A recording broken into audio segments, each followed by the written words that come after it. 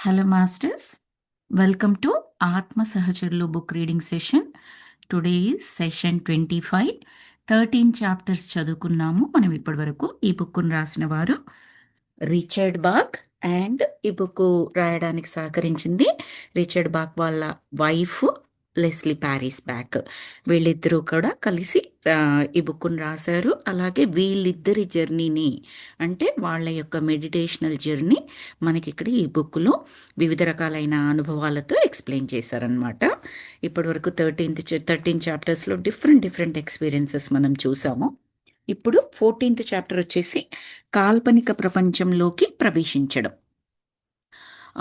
ఏమంటున్నారు అంటే, మా విమానం కింద నీటిలో కాల్పనిక జగత్తులు అందమైన అల్లికల వలె తలుకు బెళుకు లేనుతున్నాయి. తిరిగి ప్రారంభిద్దాం, ఏదైనా ఉపాయం ఆలోచించు అని అన్నాను అంటే ఇక్కడ రిచర్డ్ బాక్ ఈ బుక్ అంతా ఆయన చెబుతున్నట్టుగానే రాశారనమాట. సో తిరిగి ప్రారంభిద్దామన్నారు. ముందు చాప్టర్లో వాళ్ళు ఒక ఎక్స్పీరియన్స్ని కంప్లీట్ చేశారు. అయితే ఇప్పుడు లెస్లీ ఏమంటుందంటే, ఎప్పుడు అంతఃకరణాన్ని అనుసరించే పద్ధతేనా, మరేమీ లేదా అంటే, ఇప్పటి వరకు వాళ్ళు ఎట్లాగైతే లోపలికి మెడిటేషన్ జర్నీ చేసి, అంటే లోపలికి అంతఃకరణం అంటే ఏంటి, ఇన్నర్ నుంచి వచ్చే వాయిస్ అనమాట. సో దాని ద్వారా మనం ప్రయాణిస్తున్నాము, ఇంకేదైనా మార్గం ఉందా, ఇంకొక విధంగా మనం ఎక్స్పీరియన్స్ చేయొచ్చా అని అడుగుతుంది లెస్లీ. అంతఃకరణాన్ని అనుసరించడం అతి సామాన్యమైనది, అయినా అది ఎప్పుడూ ఆశ్చర్యాన్ని కలిగిస్తూనే ఉంటుంది. మన లాస్ ఏంజల్స్ ప్రయాణంలో సరిగ్గా ఏ ప్రాంతంలో ఈ కాల్పనిక ప్రపంచంలోనికి ప్రవేశించామో అక్కడికే మన అంతఃకరణ మనల్ని తీసుకువెళుతుందా అని అన్నాను. రిచర్డ్ ఏమన్నాడంటే, నాకు అర్థమైంది, అంతఃకరణాన్ని అనుసరించడం చాలా సామాన్యమైంది. అంటే ఈ మెడిటేషన్ చేసే వాళ్ళకి, స్పిరిచువల్ పాత్లో ఉండే వాళ్ళకి చాలా ఈజీ, వాళ్ళతో వాళ్ళు కనెక్ట్ అవ్వడం, లోపల వాయిస్ని వినడము, వాళ్ళకి ఏదైనా క్వశ్చన్ వస్తే వాళ్ళు వేసుకుంటే లోపల నుంచి ఆ వాయిస్ చెప్పడం, ఇదంతా కూడా అతి సామాన్యం, నార్మల్ కామన్ థింగ్ అనమాట. అయినప్పటికి కూడా ఈచ్ టైం అది ఆశ్చర్యమే కలిగిస్తూ ఉంటుంది. ఇంకొకటి ఏమన్నారంటే, మనము బుక్ స్టార్ట్ చేసినప్పుడు మనకు గుర్తుంది కదా, వాళ్ళు కాలిఫోర్నియాలో ఒక సదస్సు గురించి బయలుదేరుతారు, మధ్యలో ఈ ఎక్స్పీరియన్సెస్ మొదలవడం స్టార్ట్ అవుతుంది కదా. సో ఫస్ట్ ఎక్కడైతే స్టార్ట్ అయ్యామో అక్కడికి వెళ్దామా అని చెప్పేసి అంటున్నారనమాట.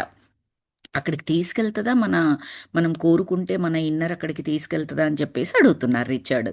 అప్పుడు లెస్లీ నా చేయిని పట్టుకుంటూ, రిచర్డ్, మనం మొదట ఈ కల్పనా ప్రపంచంలోకి ప్రవేశించినప్పుడు అట్టిలాను కానీ, టింకును కానీ, మషారాను కానీ చూడలేదు. మొదట మనం మన యవ్వన రూపాలని కార్మెల్ పట్టణంలో కలిసాము, కానీ మనం ఇంతవరకు మన భవిష్యత్తులోకి ప్రయాణించలేదు అని అన్నది. మీకు గుర్తున్నట్లయితే ప్రీవియస్ చాప్టర్స్లో ఫస్ట్ చాప్టర్లో కార్మెల్ పట్టణంలో ఒక అపార్ట్మెంట్ లాగా ఉంటుంది, ఒక బసారా లాగా ఉంటే రిచర్డ్ యొక్క యంగ్ స్వరూపము, లెస్లీ యొక్క యంగ్ స్వరూపం 16-20 సంవత్సరాలు అంతే ఉంటారు. వాళ్ళిద్దరూ కలిసి నడుచుకుంటూ వెళ్ళిపోతారు, లిఫ్ట్ దగ్గరికి వెళ్తారు. మీకు గుర్తున్నట్లయితే ఆ ఎక్స్పీరియన్స్ ఉంది కదా, దాన్ని గుర్తు చేసింది ఆమె. తర్వాత అట్టిలా అంటే పరమ నీచుడు, రాక్షసుడు, ఎంత భయంకరం అంటే తన గుహకు కాపలా ఉన్న తన భటుడిని, తన వాచ్మెన్ని నిర్దాక్షిణ్యంగా చంపేస్తాడు, రీజన్ లేకుండా చంపేస్తాడు, అంత క్రూరుడు అతను. టింకు అంటే ఆలోచనల కర్మాగారం అని మనకు ఒక చాప్టర్ ఉండింది, అందులో టింకు ఉంటుంది. తర్వాత మషారా అంటే ఒక వనదేవత అని అనుకున్నాము, ఒక ఏంజిల్ అని అనుకున్నాము. ఆమె అదేంటది, పులిలాగా ఉండే ఒక జీవిని రక్షిస్తుంది చూడండి, తన ప్రేమతో దాని యొక్క గాయాన్ని కంప్లీట్గా నయం చేస్తుంది.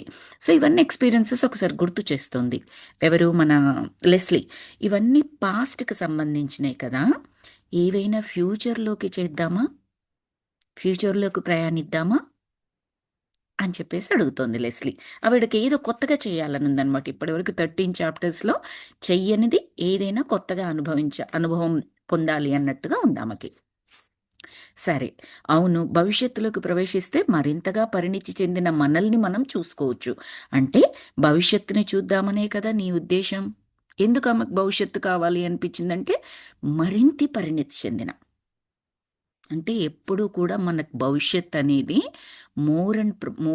మోర్ ప్రగతిని చూపించాలి, పరిణితిని చూపించాలి, తప్పిస్తే డిగ్రేడ్ అయిపోకూడదు అనమాట మనం ఎట్టి పరిస్థితుల్లో.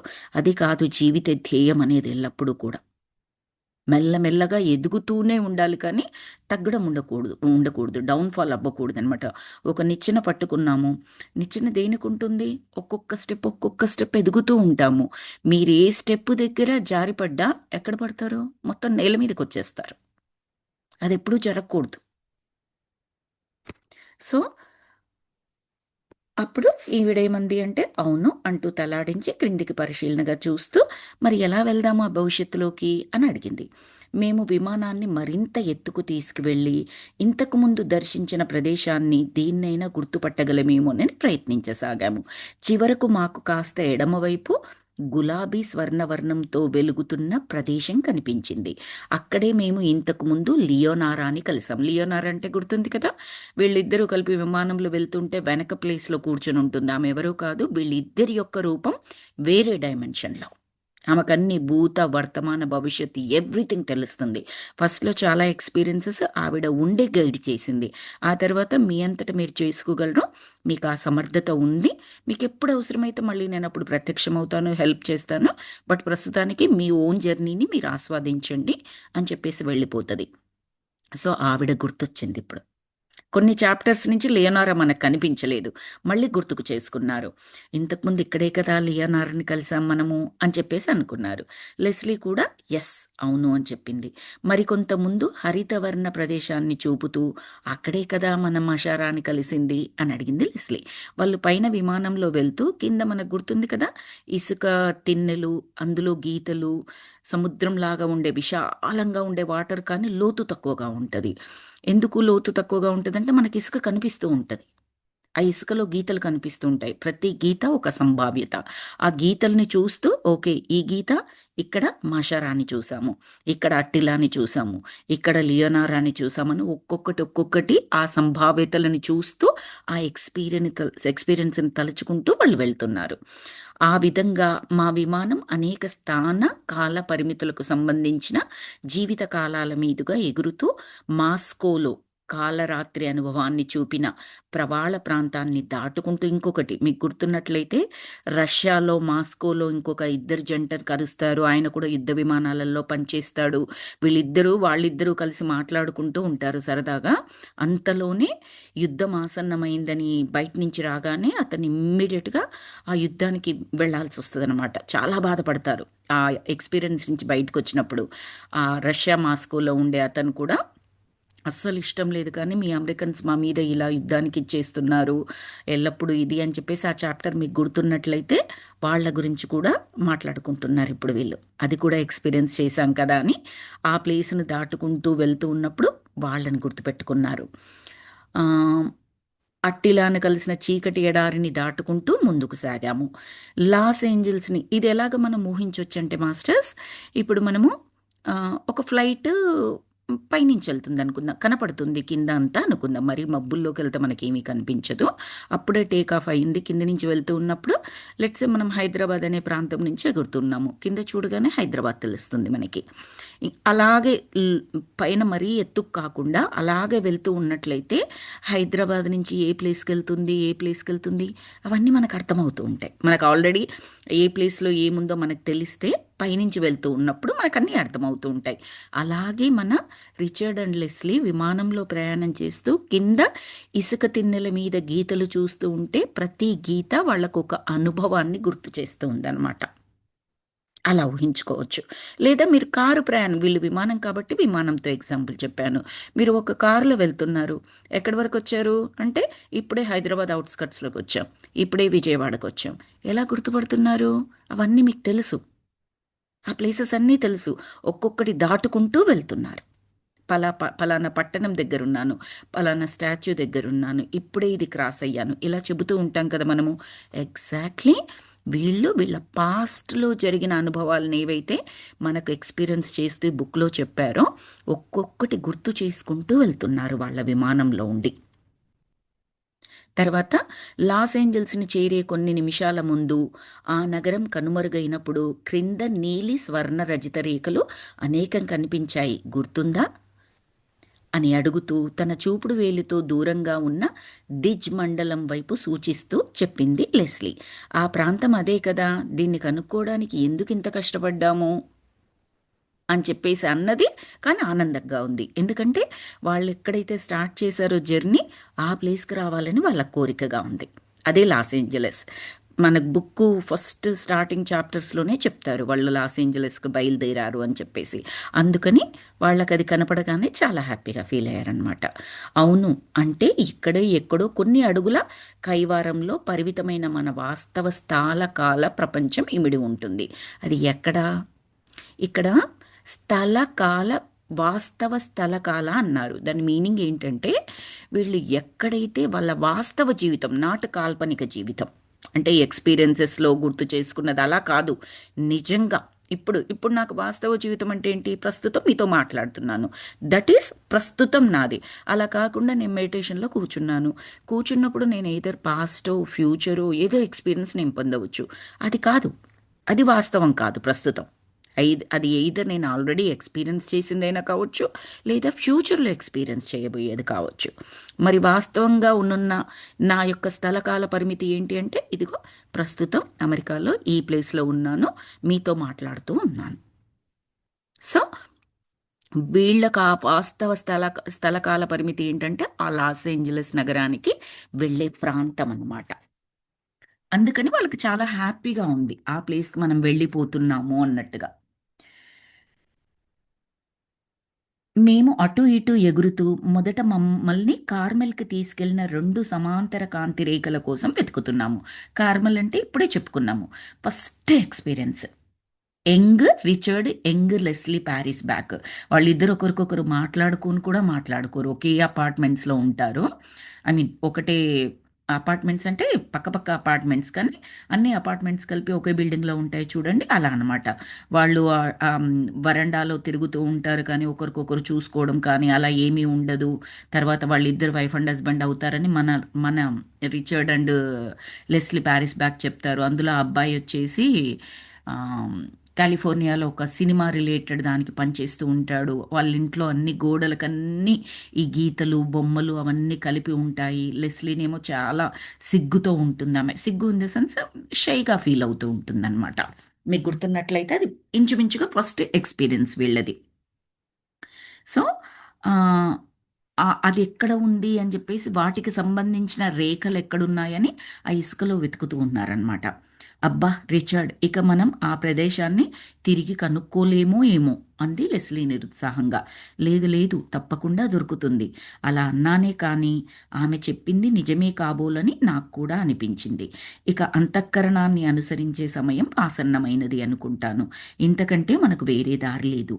కింద అన్ని గీతలు ఒకేలాగున్నాయి అని చెప్పాను. వాళ్ళు ఇలా కళ్ళతో చూసుకుంటూ గుర్తుపెట్టుకొని ఎక్కడికి వెళ్ళాలో మనకు దారి తెలుస్తుంది అనుకున్నారు కానీ ఇంకా లాభం లేదు. మళ్ళీ ధ్యానంలో కూర్చోవాలి. ఏది కావాలో కోరుకోవాలి. దాన్ని లోపల ఉన్న ఇన్నర్ వీళ్ళకు చూపించాలి.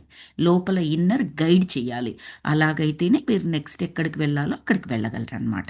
అది చెప్తున్నారు. సరే అంటూ లెస్లీ విశ్రాంతిగా సీటుని చేరగిలబడి ఆనుకుని కళ్ళు మూసుకుని మౌనంగా కొంతసేపు ఉండిపోయింది. అంటే దాని మీనింగ్ ధ్యానంలోకి వెళ్ళిందామె.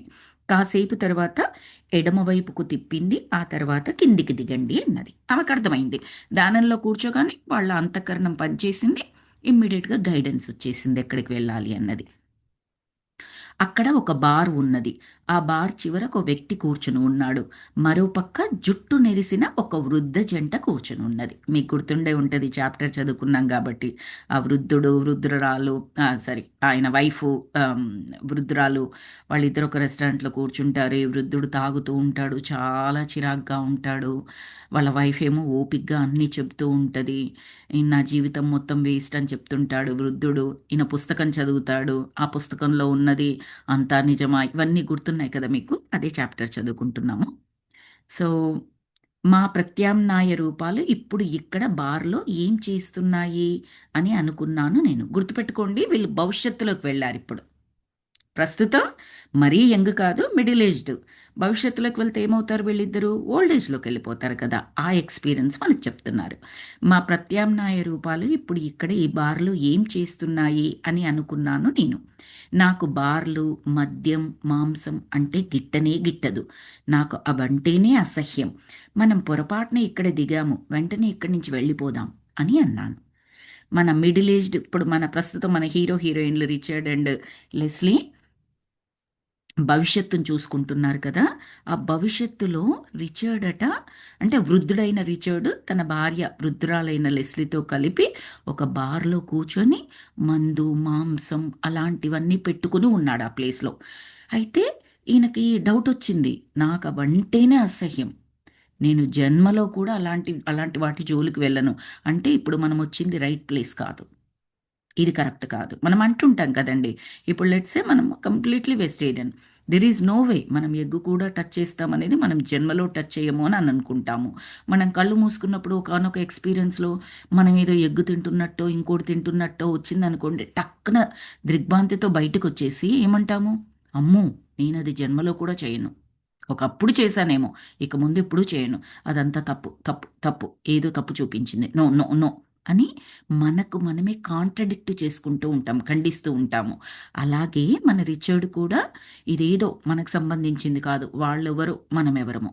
ఎందుకంటే ఆ వృద్ధుడు మందు తాగుతున్నాడు, మాంసం తింటున్నాడు, నాకు అవి చాలా అసహ్యం, వెళ్ళిపోదాం వెళ్ళిపోదాం పద అని చెప్పేసి లెస్లీని అంటున్నాడు.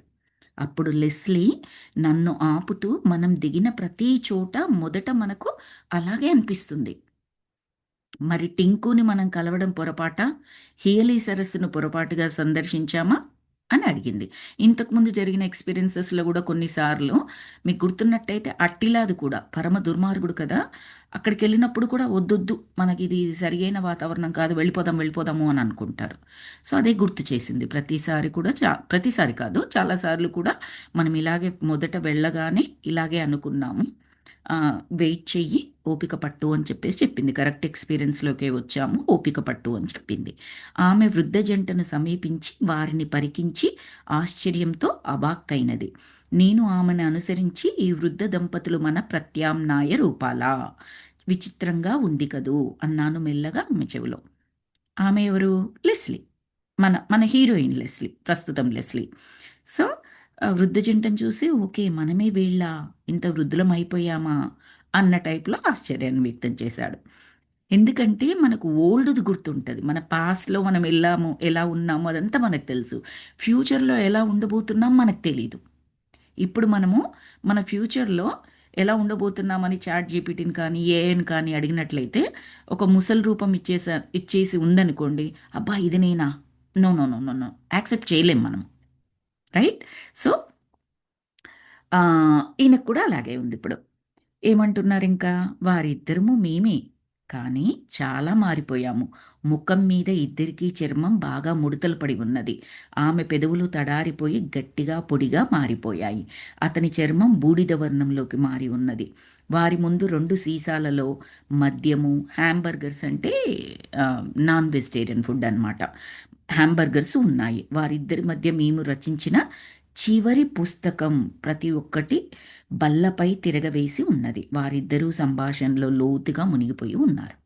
క్లియర్గా ఎక్స్ప్లెయిన్ చేస్తున్నారు. వాళ్ళొక బార్లో ఉన్నారు, అతని ముందున్న మద్యము మాంసము చెప్పారు. అండ్ ఆ వృద్ధ జంట మధ్యలో ఒక బుక్ ఉన్నది. ఏంటి ఆ బుక్ అంటే, మన యొక్క రిచర్డ్ లెస్లీ కలిపి రాసిన ఒకానొక బుక్ యొక్క కాపీ, ప్రతి అంటే కాపీ, అది ఉన్నది అక్కడ, వాళ్ళిద్దరి మధ్యలో ఒక బుక్ ఉన్నది, అది వీళ్ళు రాసిందే. సో మన లెస్లీ ఏమని ప్రశ్నించిందంటే, ఆ పుస్తకంతో వీరిక్కడేం చేస్తున్నారు అని అడిగింది. మన ప్రత్యామ్నాయ రూపాలు మన కాలంలోనే మన పుస్తకాన్ని ఇలా ఒక బార్లో చదువుతున్నారా అని ఆశ్చర్యంగా అన్నాను. ఎందుకంటే మన రిచర్డే ఆ బుక్ రిచర్డ్ అండ్ లెస్లీ కలిపి రాశారు. ఫ్యూచర్లో వాళ్ళ బుక్కుని వాళ్ళే ఒక బార్లో కూర్చొని చదువుతున్నారా అని క్వశ్చన్ మార్క్ వచ్చింది. వారు మనల్ని ఎందుకు గమనించడం లేదు అని ప్రశ్నించింది లెస్లీ.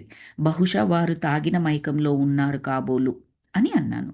ఎందుకు ప్రశ్నించింది లెస్లీ, వాళ్ళు ఎందుకు గమనించట్లేదని ఎందుకు క్వశ్చన్ వచ్చిందంటే, వీళ్ళ ప్రత్యామ్నాయ రూపాలు కాబట్టి వాళ్ళకి వీళ్ళు కనపడతారు మామూలుగా.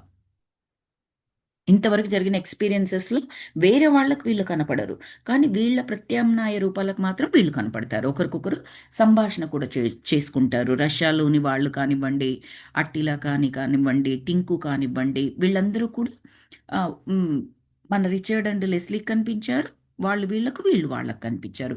ఇక్కడ మాత్రం డిఫరెంట్గా జరుగుతోంది. వృద్ధ జంట మన యొక్క రిచర్డ్‌ని, లెస్లీని చూడలేకపోతున్నారు. అప్పుడేమన్నాడు, తాగారు కాబట్టేమో అని చెప్పేసి ఈయనన్నాడు.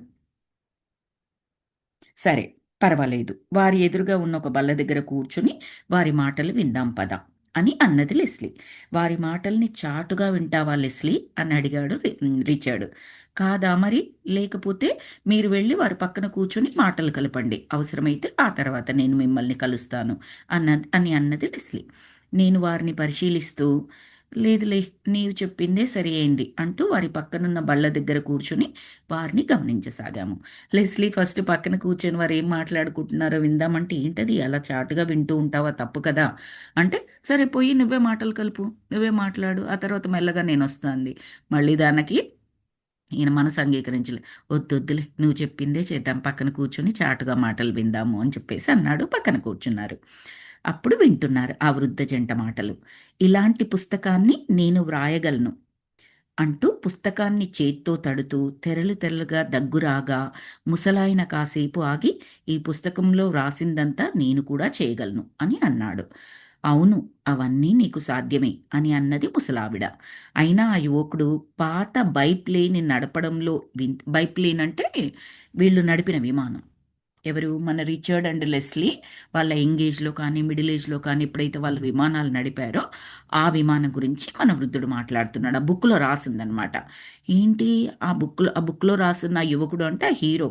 పాత బైప్లేన్ నడపడం కూడా పెద్ద వింతనా? ఏం వింత ఉంది అందులో? ఒకవేళ నడిపితే ఏంటట గొప్ప? నేను విమానాన్ని నడపడాన్ని ఎవరు సహాయం లేకుండా ఒంటరిగా నేర్చుకున్నాను తెలుసా?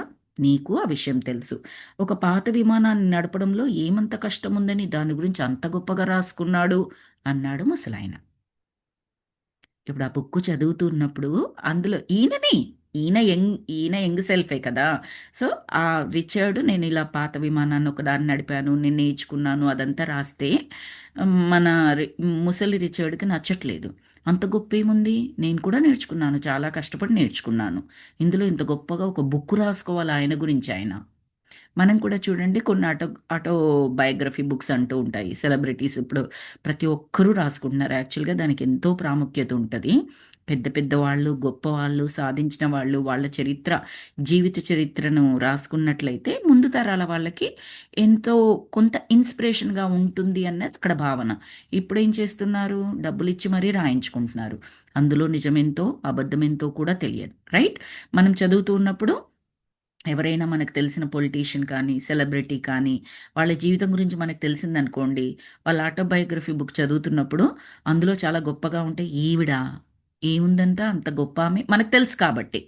ఏంటంట ఇలా రాసుకుంది అని మనం అన్నీ కూడా జడ్జి చేస్తూ నమ్మకం కలగదు కాబట్టి జడ్జి చేస్తూ మనం ఎలా కమెంట్ చేస్తూ ఉంటామో, అలాగే ఇప్పుడు ఈ వృద్ధుడు అంత గొప్పనా? నేను కష్టపడి నేర్చుకున్నాను, కష్టపడి చేశాను, పెద్ద గొప్పగా రాసుకున్నాడు ఇతను అని చెప్పేసి జస్ట్ ఆయన కామెంట్ చేస్తూ ఉన్నాడు, జడ్జి చేస్తూ ఉన్నాడు.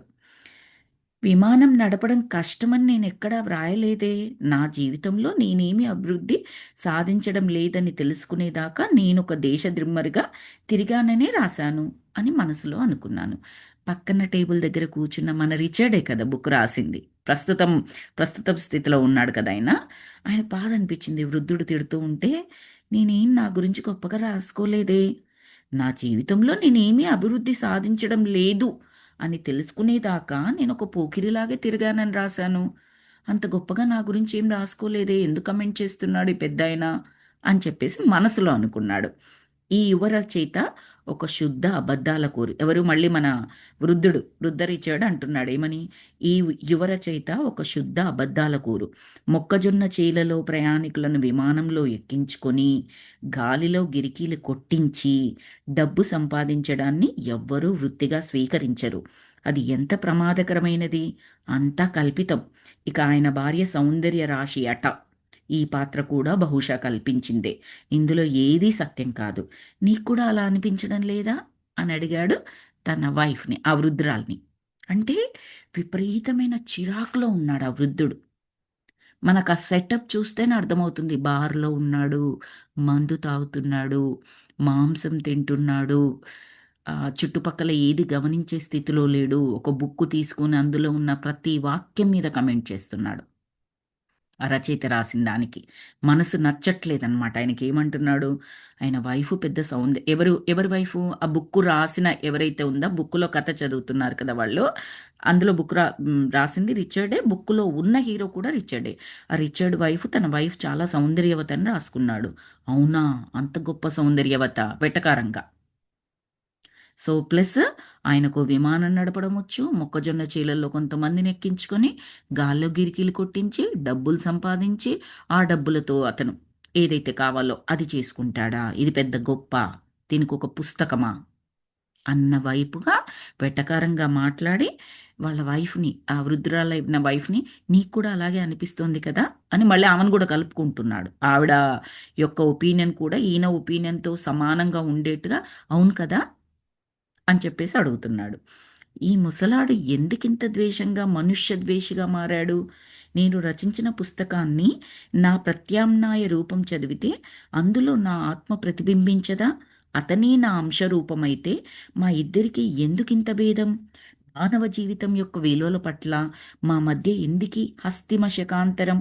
ఇలా బార్లో మద్యం తాగుతూ వేయించిన గోమాంసాన్ని తింటూ అసలు ఈ ముసలాడు ఇక్కడ ఏం చేస్తున్నాడు? మన హీరో రిచర్డ్కి పిచ్చ చిరాకొస్తోంది.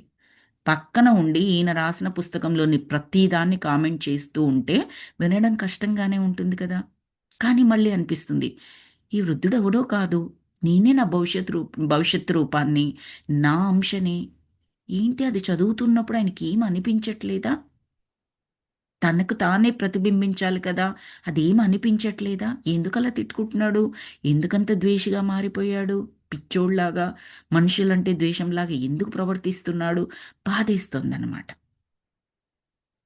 ఇప్పుడు కూడా మనం ఇప్పుడు అభివృద్ధిలోకి వచ్చామనుకోండి, మనకు ఏంటి, జడ్జి చేయొద్దు, కంప్లైంట్ చేయొద్దు, మనం మార్చుకోవాలి ఇలా అనుకుంటూ ఉంటాము. ఒకప్పుడు మనము ఇలా ఉండకపోవచ్చు. చాలా కోపిష్టి వాళ్ళమై ఉండొచ్చు, ప్రతి ఒక్కరిని తిట్టి ఉండవచ్చు, ద్వేషించి ఉండవచ్చు, రకరకాల కమెంట్స్ జడ్జ్ చేసి ఉండొచ్చు. మనకు చూస్తే ఏమనిపిస్తుంది, అప్పుడు అలా చేశాను, అమ్మో నాకు అస్సలు నచ్చలేదు, ఇప్పుడు చాలా ఎదిగాను, నాకు ఇది బాగా నచ్చింది అని అనుకుంటూ ఉంటాం కదా, మారిపోయాం కాబట్టి. అలాగే భవిష్యత్తులో మనం ఇలా ఉండబోతున్నాము అని మనకి ఈ ధ్యానంలోనో కళలోనో మనకు తెలిసిందనుకోండి, ఎలా అనిపిస్తుంది మనకి? అలా ఎలా మారిపోతాను నేను? ఇంత చక్కగా ధ్యానం చేస్తున్నాను, జ్ఞానాన్ని తీసుకుంటున్నాను, బట్ భవిష్యత్తు చూస్తే నేను ఇలా మారిపోతాననున్నది, అలా ఎలా అవుతాను? నచ్చదు మనకి. సేమ్గా మన రిచర్డ్ కనిపిస్తోంది ఇప్పుడు. అందుకే ఆయనకంత క్వశ్చన్స్ వస్తున్నాయి. అతను ఈరోజు ఏమాత్రం సంతోషంగా లేడు. ఎవరు? ఆ వృద్ధుడు. పరిస్థితులను బట్టి చూస్తే అతను చాలా కాలంగా ఇలాగే ఉన్నాడు అనిపిస్తోంది. అతను ఎవరో కాదు, ప్రతిరోజు నేను అద్దంలో చూసుకునే నా ముఖమే. కానీ తేడా అంతా ముఖం పైన ముడతలు మాత్రమే. అంటే అర్థం ఏంటంటే భవిష్యత్తు రూపం. ముసలాడి ముఖాన్ని చూస్తూ ఉంటే ఏదో తెలియని ఇబ్బందిగా ఉన్నది. అసలు వాతావరణమే చాలా భారంగా ఉన్నట్లు తోచింది. వెంటనే అక్కడి నుంచి వెళ్ళిపోవాలనిపించింది. రిచర్డ్‌కి అసలు ఉండాలనిపిస్తలేదు. ఎందుకంటే యాక్సెప్ట్ చేయలేకపోతున్నాడు. భవిష్యత్తులో తన ప్రత్యామ్నాయ రూపం అలా ఉండబోతోంది అనేది యాక్సెప్ట్ చేయలేకపోతున్నాడు. లెస్లీ నా చెయ్యి పట్టుకుని ఓర్పు వహించు అన్నట్టుగా సంజ్ఞ చేసింది. అందులో అంతా కల్పితమైతే మీకేమిటి? మీరెందుకలా శివాలెత్తడం? ఏది ఏమైనా ఇది ఒక పుస్తకమే కదా అంటూ ప్రశ్నించింది ఆ వృద్ధుడి పక్కనున్న ముసలావిడ, ఆయన వైఫ్. ముసలావిడ చాలా ఓపిగ్గా ఉంది. ముసలావిడెవరు? మన లెస్లీ యొక్క ప్రత్యామ్నాయ రూపం. ఆమె చాలా పొందిగ్గా, ఓపిగ్గా, ఎందుకంత తిట్టిపోస్తున్నావు ఆ పుస్తకాన్ని? అదొక పుస్తకమే కదా! మీకేంటి బాధ అసలు? మీకెందుకంత కోపం వచ్చేస్తోంది? అని చెప్పేసి అన్నది. నేను చెప్పొచ్చేది ఏమిటంటే, ఈ పుస్తకాన్ని నీ బలవంతంగానే నేను చదివాను. వృద్ధుడు అంటున్నాడు వృద్ధురాలతో. నాకెందుకు మండిపోతుందంటే, నీ బలవంతంతో నేను చదివాను ఈ పుస్తకం.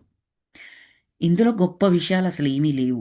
రచయిత ఏమి చేశాడో అవన్నీ నేను చేయగలిగి ఉండేవాడిని. అసలు ఈ పుస్తకాన్ని గూర్చి నీవెందుకు ఇంత గొప్పగా చెబుతున్నావో నాకేం అర్థం కావడం లేదు.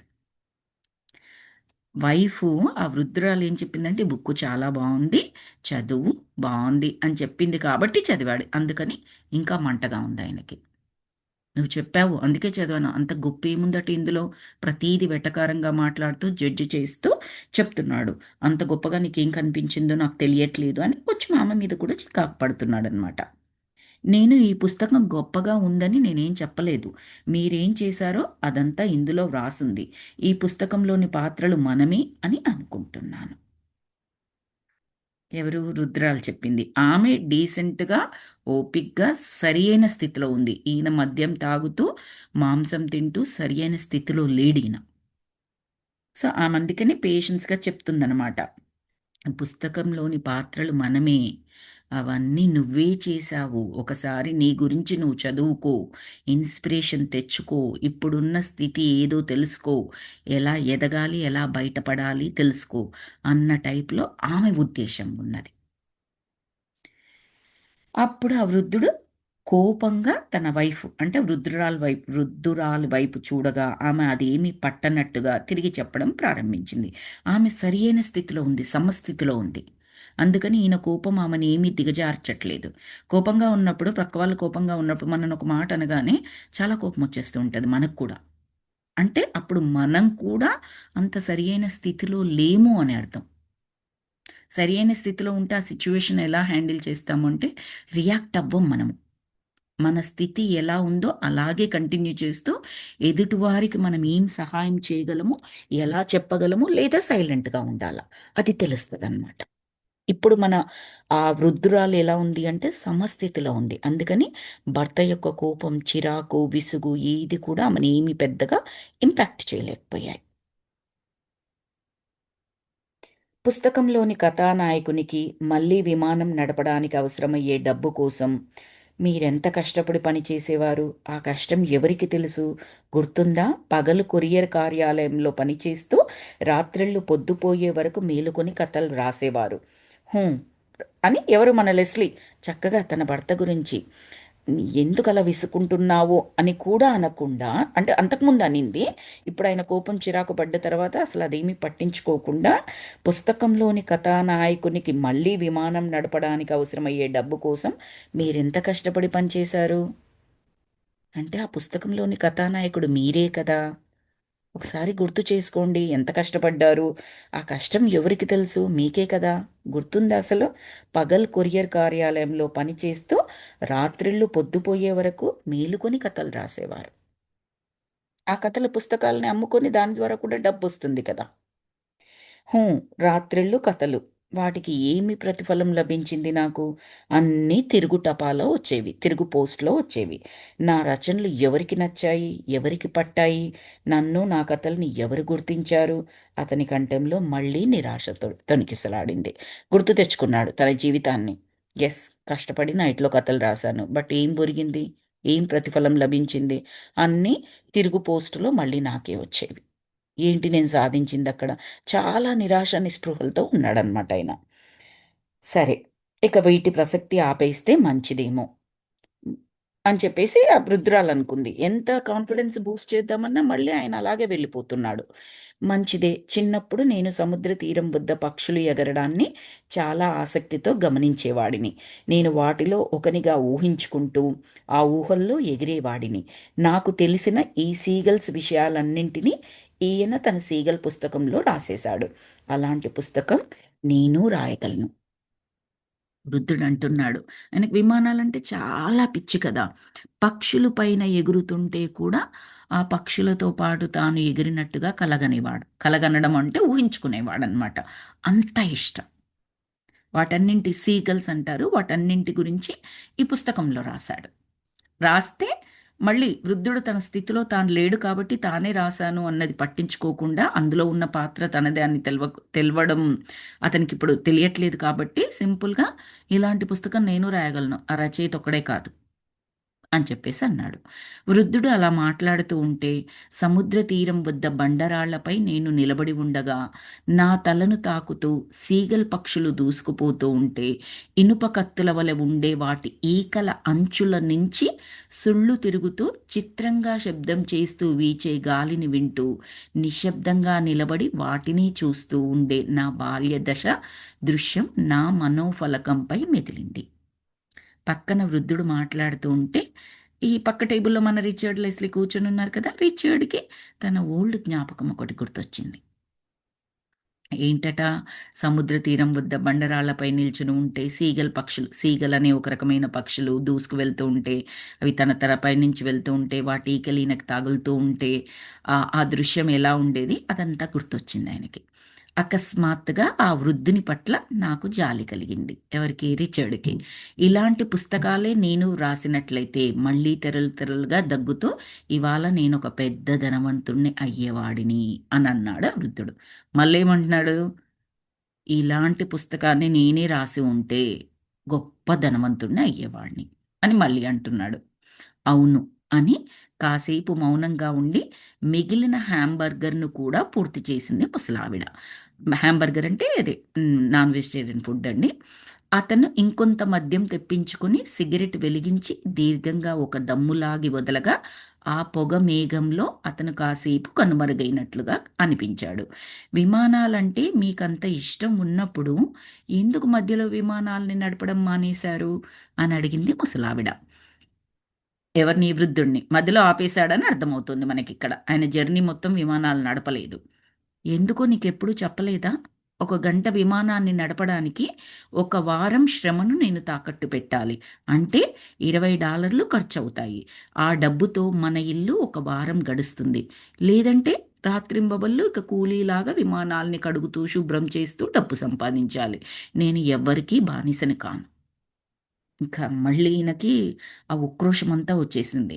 మీకంత విమానాలు ఇష్టమైనప్పుడు ఎందుకు మధ్యలో ఆపేశారని ఆ పెద్దావిడ అడిగినప్పుడు, నీకు తెలీదా? ఎందుకో చెప్పలేదా? అసలు విమానం నడపాలి అంటే దానికి ఫ్యూయల్ కావాలి, దానికి డబ్బులు కావాలి. మరి ఆ డబ్బులు ఎక్కడి నుంచొస్తాయి? మళ్ళీ కూలీ, నాలీ పని చేసుకొని డబ్బులు సంపాదించేవాడు. దాన్ని తీసుకొచ్చి ఎక్కడ పెట్టేవాడు? విమానాన్ని నడపడానికి పెట్టేవాడు. మరి వీళ్ళు తిండి, తిప్పలు, ఇల్లు అవన్నీ ఉంటాయి కదా వీళ్ళకి. సో విమానాన్ని నడపడానికి డబ్బులు కావాలంటే ఎంత కష్టపడ్డాడో, ఆ కష్టపడ్డ డబ్బులన్నీ దేనికి ఖర్చు పెట్టాడో అదంతా బాధేస్తుంది. నేనెక్కడ ఎదగలేకపోయాని, నా ఇష్టాన్ని సంతృప్తిగా, సంతోషంగా తీర్చుకోలేకపోయాని. మెయిన్ ఇష్యూ ఏంటంటే డబ్బులు లేవు ఆయన దగ్గర. లేకముందే ఆయన ప్యాషన్ ఏదైతే విమానాలు నడపాలన్న కోరికుందో దాని మీద పెట్టుకున్నాడు. అందుకని ఇటు అటు కాకుండా పోయాడు. లక్ష్మీ, పార్వతి, సరస్వతి అనే కాన్సెప్ట్ ఉంది కదా మనకి స్పిరిచువల్ టాబ్లెట్స్‌లో. ఫస్ట్ లక్ష్మి, కావలసినంత డబ్బు, సరిపోయినంత డబ్బు. కావలసినంత అని చెప్పలేకపోయినా సరిపోయినంత డబ్బు ఫస్ట్ మనము సంపాదించుకోవాల్సి ఉంటుంది. అప్పుడే మన ప్యాషన్ ఏదైతే ఉందో దాని మీద దృష్టి పెట్టగలం. ఒకవైపు తినడానికి తిండి లేకుండా ఇంకొక వైపు ప్యాషన్ మీద దృష్టి పెడితే సంతృప్తి దొరకదు, సంతోషము ఉండదు, సరిపడా తిండి ఉండదు. కష్టమనమాట. ఈయన ఇప్పుడు అలా 2 పడవల మీద ప్రయాణం చేస్తూ చాలా ఇబ్బంది పడ్డాడు. అందుకే ఆయనకంత కష్టంగా అనిపిస్తుందనమాట. సో, అప్పుడు ఆ పెద్దావిడ ఇంకేమీ సమాధానం ఇవ్వక మిన్నకుండిపోయింది. వారానికొకసారి గంట విమాన ప్రయాణానికి అంత డబ్బు సంపాదించడానికి ఎంత కష్టపడాలి? అలా కనీసం ఒక సంవత్సరం సాధన చేస్తే కూడా లైసెన్స్ రావడం కష్టం. దానికోసం విమానాశ్రయంలోనే లైన్ బాయ్‌గా చేరాను. అక్కడ నన్ను ఎంతో హీనంగా చూసేవారు.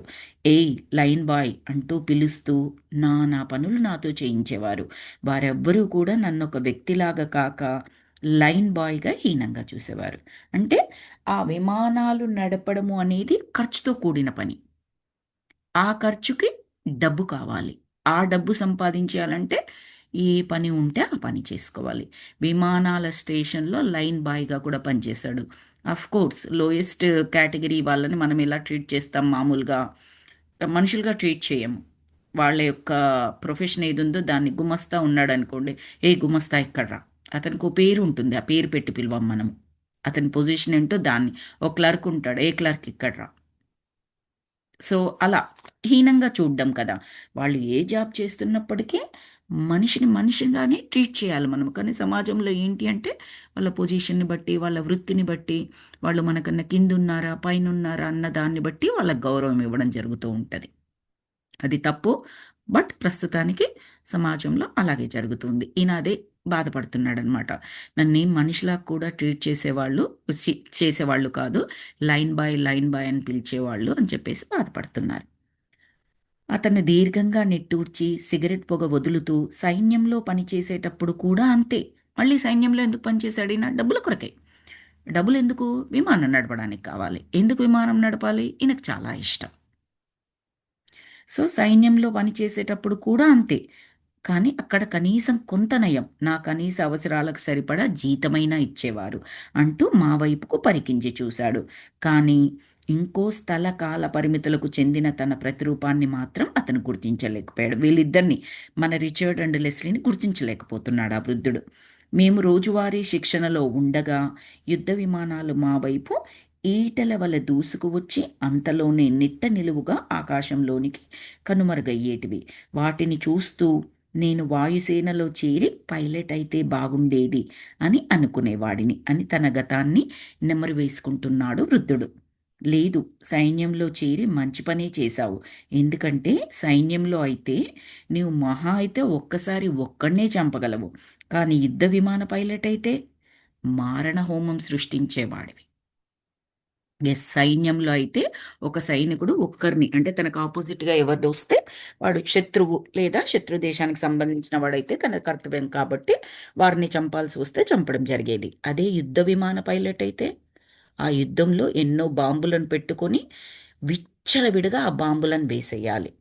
వేలల్లో లక్షల్లో మంది చనిపోతారు. సో మన పక్కనున్న రిచర్డ్ ఏమనుకుంటున్నాడంటే, సైన్యంలో చేరి మంచి పనే చేసావు బాబు, యుద్ధ పైలట్ కాకపోవడమే మంచిది. యుద్ధ పైలట్ అయి ఉంటే నీ కర్మ అకౌంట్లో బోల్డ్ అంత పాపం ఉండేది, బోల్డ్ అంత మందిని చంపేవాడివి అని చెప్పేసి పక్కనున్న రిచర్డ్ అనుకుంటున్నాడు అనమాట. అంటే నువ్వు ఏదైతే చేసావో అది కరెక్టే, కానీ ఇప్పుడు నువ్వు వృద్ధుడుగా మారిన తర్వాత అనుకుంటున్నావు యుద్ధ పైలట్ అయితే బాగుండేది అని. కానీ కాదు, నువ్వు డిసిషన్ ఏదైతే ఒకప్పుడు తీసుకున్నావో అదే రైట్ అని చెప్పేసి అంటున్నాడు. మనం కూడా అనుకుంటాం చూడండి, నేను ఆ ప్రొఫెషన్ తీసుకుంటే బోల్డ్ అన్ని డబ్బులు వచ్చేవి, చాలా లంచాలు తీసుకోగలిగే పొజిషన్ అది. ఆ జాబ్ ఏదైతే ఉందో చాలా లంచాలు తీసుకోవచ్చు, చాలా డబ్బులు వచ్చేవి, నా యొక్క జీవితం చాలా బాగుండేది, మా పిల్లలు బాగుండేవాళ్ళు, ఇలా అనుకుంటూ ఉంటారు కదా. సో కానీ వాళ్ళు చేయలేదు అప్పుడు. ఆ చెయ్యకపోవడమే కరెక్ట్ అని మనకు చెప్తున్నారు రచయిత ఇక్కడ. మనం ఆ తర్వాత నా పక్కనున్నవాడు లంచాలు తీసుకొని బాగా ఎదిగాడు, కోట్లు, బిల్డింగులు, కార్లు, మేడలు, మిద్దెలు అన్నీ కట్టాడు, పిల్లలు బాగా సెటిల్ అయ్యారు, ప్రాపర్టీస్ కొన్నారు, వాళ్ళందరూ చేశారు, నేను చేయలేదు అని ఏదైతే మనం బాధగా ఫీల్ అవుతామో అది కరెక్ట్ కాదు. అదే మీరు ఏదైతే చేశారో అదే రైట్. ఆ లంచాలు తీసుకోకుండా బుద్ధిగా ఉండి నిజాయితీగా ఉండి ఏదైతే చేశారో, ఆఫ్ కోర్స్ డబ్బు కూడగట్టలేకపోయారు, బట్ ఏ పాపం కూడా మూట కట్టుకోలేదు అక్కడ. అది మనకు చెప్తున్నారు ఇక్కడ. అతను మళ్ళీ గల్లు గల్లున ఆయాసంతో తగ్గుతూ, ఈ పుస్తకం గూర్చి నీ అభిప్రాయం సరి అయినదే కావచ్చు. అందులో ప్రధాన పాత్రధారుణ్ణి నేనే అయితే ఖచ్చితంగా ప్రధాన పాత్రధారిని నీవే, ముసలావిడతో అంటున్నాడు. నీవు యవ్వనంలో సినిమా నటి కాదగిన అందంగా ఉండేదానివి. ఈ పుస్తకంలోని పాత్రధారులు చాలా కష్ట నష్టాలు అనుభవించారు. అఫ్ కోర్స్ అదంతా వారు చేసుకున్నదే అనుకో, నేను వారిని చూసి ఈర్ష్యపడటం లేదు. కానీ చివరికి సంఘటనలన్నీ వారికి చక్కగా అనుకూలంగా మారడాన్ని చూస్తుంటే నాకు ఈర్ష్య కలుగుతోంది అని అన్నాడు. ఆ పుస్తకంలో ఇప్పుడు ఇప్పుడు కొంచెం దారిలోకి వస్తున్నాడు వృద్ధుడు. సరే, నువ్వు చెప్పిన దాని ప్రకారం మనమిద్దరమే ఆ పాత్రధారులము, ఎంతో కష్టపడ్డాము, నువ్వు కూడా యవ్వనంలో చాలా అందగత్తెవి, సినిమా నటిలాగా ఉండేదానివి, ఒప్పుకుంటున్నాను, అంత బాగానే ఉంది. అప్పటి వరకు నాకేం ఈర్ష్య లేదు ఆ హీరో మీద. ఎక్కడ ఈర్ష్య కలుగుతుందంటే బుక్కు ఎండింగ్కి వచ్చేటప్పటికే అంతా చాలా బాగా జరిగింది వాళ్ళకి. మరి నా పరిస్థితి ఏంటి? నాకు ఇప్పుడు డబ్బు లేదు, మద్యానికి బానిసనయ్యాను, ఆ మాంసము తింటున్నాను అని నాకు ఫ్రస్ట్రేషన్. బుక్కులో శుభం కార్డు పడింది, మరి నా జీవితంలో అలా కాలేదే. అందుకే ఈర్ష్య కలుగుతోంది ఆ బుక్ రాసిన అతని మీద. సరే, వారే మనం కాకపోవడం నాకు చాలా సంతోషాన్నిస్తుంది. వారి జీవితంలో కొన్ని మధురఘట్టాలు ఉండవచ్చు, కానీ వారిది కత్తి మీద సాము లాంటి జీవితం. అలాంటి ఉద్విగ్న భరిత పరిస్థితులను నేను ఎదుర్కొనలేను. అలాంటి సమస్యలే నాకుంటే నాకు రాత్రిళ్ళు అసలు నిద్రే పట్టేది కాదు. మనిద్దరం సంతోషంగానే జీవించాము. ఉన్న కొద్దిపాటి సంపాదనతోటే తృప్తిగా జీవించాము. ప్రపంచంలో అత్యంత సంతోషంగా జీవిస్తున్న జంట మనమేనని నేనేమీ చెప్పలేను, కానీ నీవంటే నాకు వల్లమాలిన ప్రేమ అని చెప్పింది ఆ పెద్ద ఆవిడ. ఎంత ఎంత చక్కటి స్థితిలో ఉంది చూడండి. ఆమ్, అంటే తన భర్త ఏ స్థితిలో ఉన్నాడో గమనించి తనని కాంట్రడిక్ట్ చెయ్యకుండా కాంట్రడిక్ట్ చేస్తూ తనని దారిలోకి తేవడానికి ప్రయత్నిస్తుంది ఆవిడ. చెప్తోంది, మంచి విషయాల్ని చెప్తుందనమాట. మనము ప్రపంచంలో ఉన్న సంతోషంగా ఉండే, ఒకరినొకరు ప్రేమించుకునే గొప్ప జంట కాకపోవచ్చు, కానీ మనిద్దరం సంతోషంగానే ఉన్నాము, తృప్తిగానే ఉన్నాము, ఉన్నంతలో తృప్తిగానే బతికాము. ఆయనలో ఆ నమ్మకాన్ని, సంతోషాన్ని కలిగించడానికి ప్రయత్నం చేస్తుంది ఆ పెద్దావిడ. అతను ఏవైతే అనుభవాలని ఇంతవరకు తన జీవితంలో పొందాడో అవన్నీ కూడా ఈవిడ కూడా పొందినట్లే కదా, జీవిత భాగస్వామి కాబట్టి. బట్ ఈవిడ ఆలోచన స్థితి చూడండి, అతని ఆలోచన స్థితి చూడండి ఇక్కడ. తిను ఎంతో మెరుగైన స్థితిలో ఉండి, ఆలోచన స్థితిలో, తన భర్తను కూడా ఆ స్థితిలోకి తీసుకురావడానికి ట్రై చేస్తుంది తప్పిస్తే, తన భర్త యొక్క కోపానికి, ద్వేషానికి ఈమె రియాక్ట్ అవుతూ అతని ప్లేస్లోకి ఈమె దిగజారట్లేదు. That's what we need to do. పక్కవారు లోపలుంటే చెయ్యి పట్టుకున్నప్పుడు వారిని పైకి లేపగలగాలి, కానీ మనం వారితో పాటు అందులోకి దిగజారిపోకూడదు. అది ఏ స్థితి అయినా సరే, మానసిక స్థితి అయినా సరే, ఫిజికల్గా మనం ఏదైనా పని చేస్తున్నప్పుడు కానీ, ఏదైనా సరే దిగజారిపోకూడదన్నమాట. పైన ఉన్నవాడు ఎప్పుడైనా పట్టుకుని కింద ఉన్నవాడిని పైకి లాగగలగాలి. ఓకే. మ్, అప్పుడు ఆ పెద్దాయన ఏం చేస్తున్నాడంటే, తన వైఫ్ యొక్క చేతిని, అంటే వృద్ధురాలి యొక్క చేతిని తడుతూ, నిన్ను నేను ఇంకా ఎక్కువగానే ప్రేమిస్తున్నానన్నాడు. మెల్లమెల్లగా దారిలోకి వస్తున్నాడు ఈయన. ఓ డేవిడ్ అంటూ ఆమె తన తలను అతని భుజంపై వాల్చింది. ఫస్ట్ టైం వాళ్ళ పేరు చెప్పారు, డేవిడ్ అని. ఆ పెద్దాయన పేరు డేవిడ్ అంటూ ఆ డేవిడ్ అని పిలిచి ఆ వృద్ధురాలు ఏం చేసిందంటే, ఆమె తన తలను అతని భుజంపై వాల్చింది. వారి మధ్య కొన్ని క్షణాలు నిశ్శబ్దంగా గడిచాయి. అంతలోనే ఎంత మార్పు మనకు కూడా అనిపిస్తుంది కదండి, చదువుతున్నప్పుడు. చాప్టర్ స్టార్ట్ అయినప్పుడు ఎలా ఉన్నాడు వృద్ధుడు, గరం గరంగా, బాగా గట్టి గుంటూరు మిరపకాయ తిన్నట్టుగా రగిలిపోయాడు ఏది మాట్లాడినా కూడా. ఇప్పుడు చూడండి, నేను కూడా నీకన్నా ఎక్కువగా నిన్ను ప్రేమిస్తున్నానని వైఫ్తో చెప్తున్నాడు. సో అదే చెప్తున్నారు రచయిత ఇక్కడ మనకి. అంతలోనే ఎంత మార్పు. సిగరెట్లు అంటే నాకు పడనప్పటికీ ఇప్పుడు అతనిని అభిమానిస్తున్నాను. నాకే తెలియని నాలోని మరొక పార్శ్వం మీది అయిష్టత ఇప్పుడు జాలిగా రూపాంతరం చెందుతుంది. వాస్తవికత లోపించిన ప్రేమే ద్వేషమని లియోనారా చెప్పింది. మనం లాస్ట్ టైం ఈ చాప్టర్ చదువుకుంటున్నప్పుడు కూడా ఈ పర్టిక్యులర్ వాక్యం చాలా నచ్చింది అనుకున్నాము. వాస్తవికత లోపించిన ప్రేమే ద్వేషం. ఇది ద్వేషానికి డెఫినేషన్ మాస్టర్స్. అంటే ద్వేషం కూడా ఒకలాంటి ప్రేమే, కానీ అందులో వాస్తవికత లేదు కాబట్టి అది ఇంకొక రూపంగా కనిపిస్తోంది. ఇప్పుడు చూడండి, మనకు ఎక్కువ కోపం ఎవరి మీద వస్తుంది?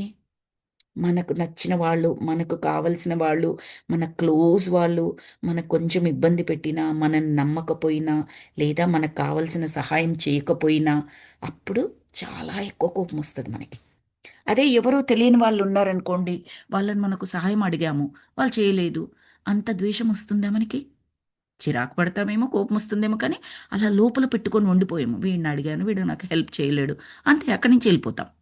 అదే మనవారైతే, మన కుటుంబ సభ్యులు, రిలేటివ్స్, ఫ్రెండ్స్, ఇరుగు పొరుగు వాళ్ళైతే చాలా కోపం వచ్చేస్తూ ఉంటుంది, చాలా ద్వేషం.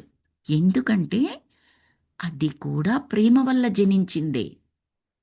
వాస్తవికత లేని ప్రేమని ద్వేషం అంటారు అని చెప్పారు. అక్కడ ఏదైతే అది అది ఇంకొక రూపంగా సంతరించుకుంది. ఆ ప్రేమే ఒకానొక కారణం చేత ఇంకొక రూపంలోకి మారిపోయింది.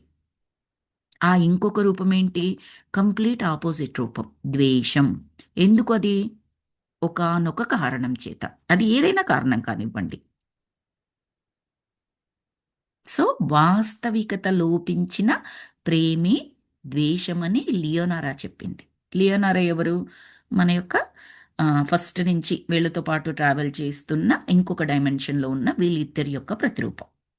ఓకే, ఒకానొక ఏంజల్ అని కూడా అనుకోవచ్చు మనము.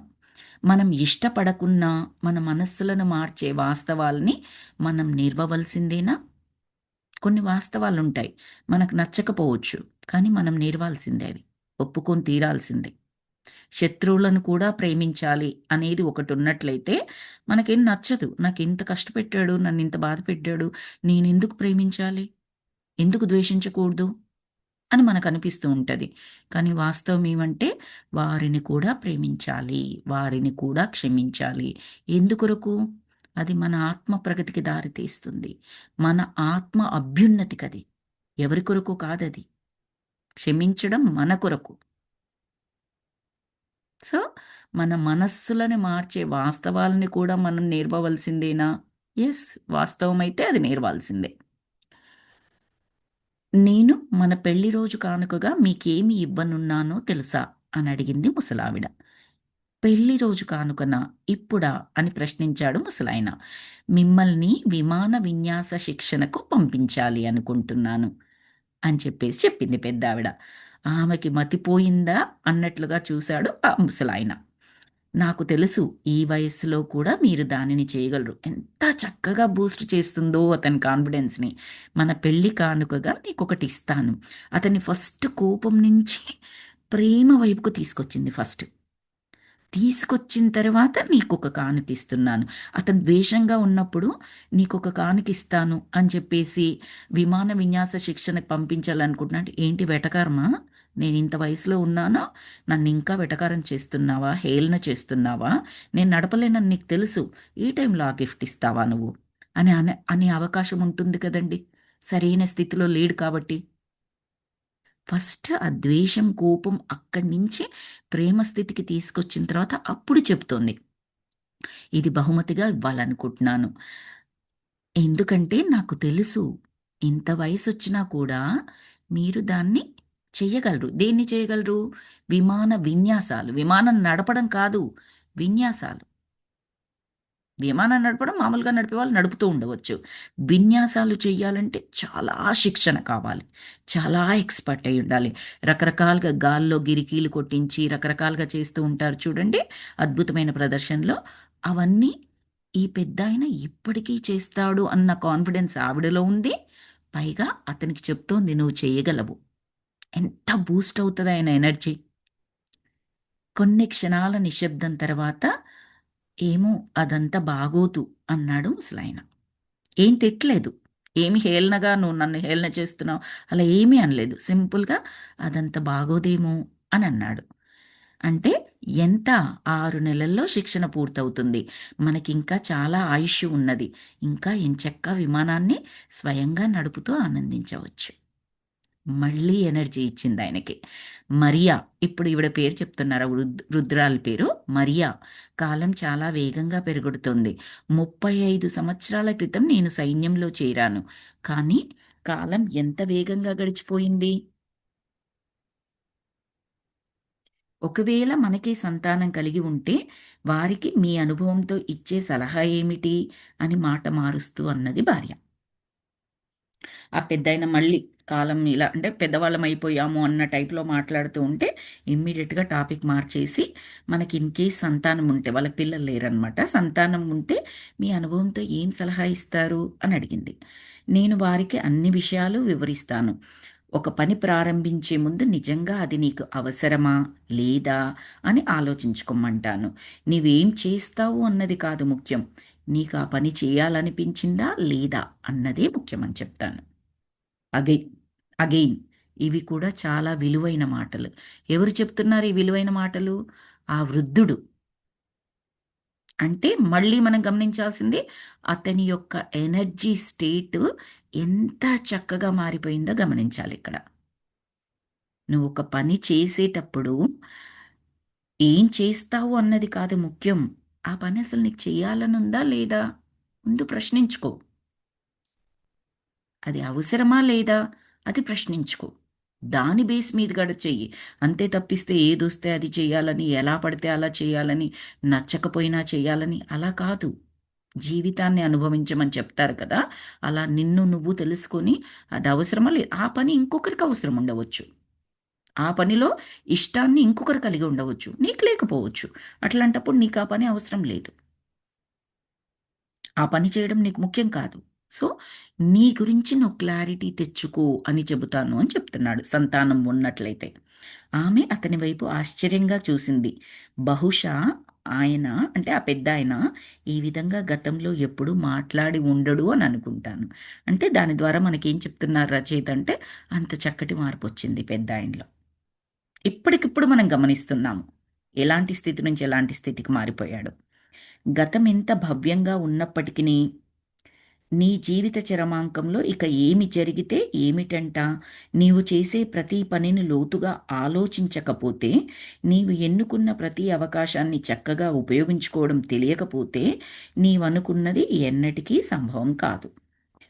గతము ఎంత గొప్పదైనా ఉండవచ్చు. నీ జీవిత చరమాంకంలో ఇక ఏమి జరిగితే ఏమిటంట? నీవు చేసే ప్రతి పనిని లోతుగా ఆలోచించలేకపోతే, నీవు ఎన్నుకున్న ప్రతి అవకాశాన్ని చక్కగా వినియోగించుకోవడం తెలియకపోతే, ఏముంటే మాత్రం ఏంటి? అంటే నీ గురించి నీ క్లారిటీ లేకపోతే ఇంక ఏదుంటే మాత్రం ఏంటి? అలా అనమాట.